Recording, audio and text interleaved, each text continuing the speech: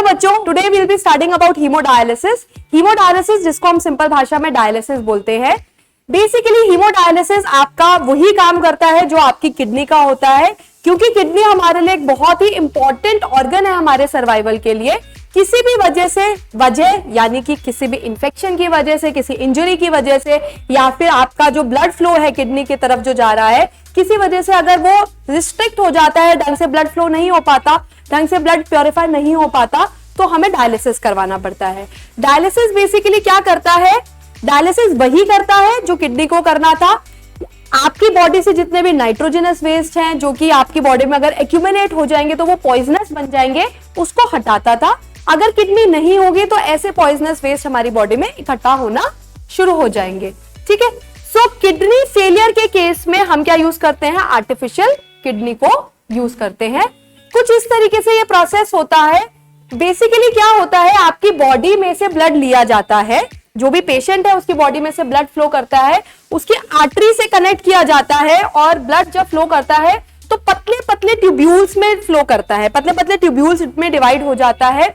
और ये जो ट्यूब्यूल्स होती है ये कैसी लाइनिंग की होती है? सेमी परमिएबल लाइनिंग की होती है। ठीक है, सेमी परमिएबल लाइनिंग की क्यों होती है? हम 9th क्लास में पढ़ चुके हैं। सेमी परमिएबल लाइनिंग एक ऐसी लाइनिंग होती है जिसके थ्रू चीजें इधर से उधर जा सकती है, लेकिन किस बेसिस पे जाती है? कॉन्सेंट्रेशन के बेसिस पे।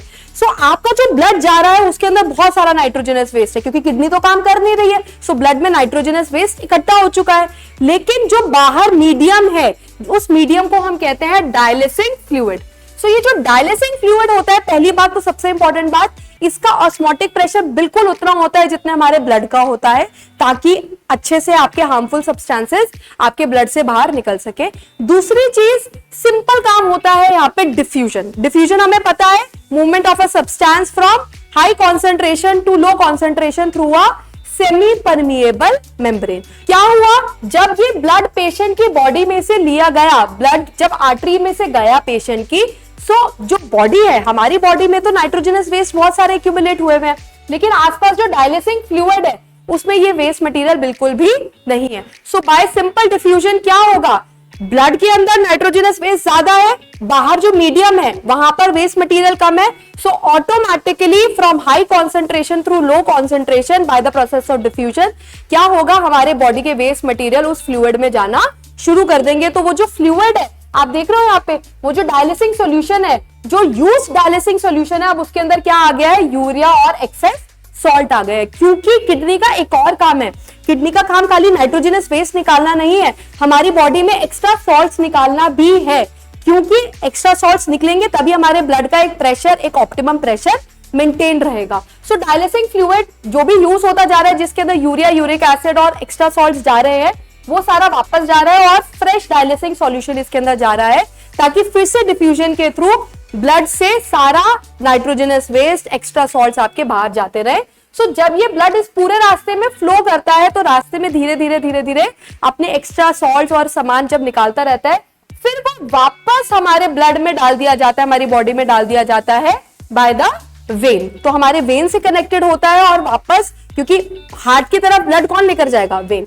ठीक है, सो उन्होंने क्या बोला है? जो ये टैंक होता है इसमें डायलिसिंग फ्लूइड होता है, उसका सेम ऑस्मोटिक प्रेशर होता है, उसमें नाइट्रोजन वेस्ट नहीं होते। वेस्ट प्रोडक्ट्स हमारे फ्लूइड में जाना शुरू कर देते हैं by the process of diffusion, और फाइनली जो भी ब्लड प्योरिफाइड होता है वो वापस पेशेंट की बॉडी में पंप बैक हो जाता है। सो ये होता है आपका पूरा डायलिसिस का प्रोसेस। आपके पास अगर एक क्वेश्चन आए कि क्या डायलिसिस प्रोसेस में कुछ एक छोटी सी कमी रह जाती है, कमी तो बहुत सारी है, लेकिन अगर आपसे पूछा जाएगा तो 10th बोर्ड में आप एक आंसर लिखेंगे, डायलिसिस जब किया जाता है there is no reabsorption involve.